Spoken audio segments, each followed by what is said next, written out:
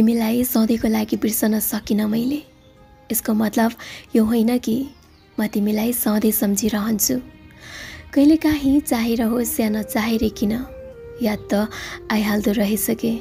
पहिला जत्तिकै माया लाग्छ त भन्दिनँ, तर तिम्रो बारेमा राम्रो राम्रो कुराहरू सुन्दा एकदम खुसी लाग्छ। सायद हामी अझै पनि सँगै भइराखेको भए मैले साँचो माया के हो भनेर यति चाँडै बुझ्ने थिएन होला। तर जब हामी छुट्टियौँ नि, त्यसपछि बल्ल साँचो माया के हो भनेर बुझेँ मैले। तिमीसँग केही समय मात्र सँगै हुन लेखेको रहेछ। मैले सपनामा देखेको हाम्रो भविष्य र विपनामा घटेका ती पलहरू बिल्कुल फरक थियो। अब तिम्रो बाध्यता थियो या रहर नै, मैले तिमीसँग देखेका सबै सपनाहरू सपना नै रह्यो।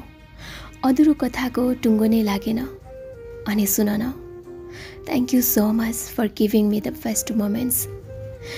कुनै बेला तिमी मेरो जिन्दगीको एउटा अंश थियौ। अब आफै भन न, कसरी बिर्सिन्छु होला त तिमीलाई मैले।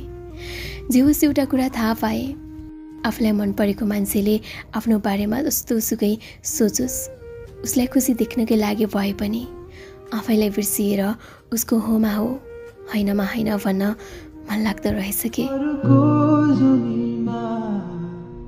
साथ निभाउला बाचा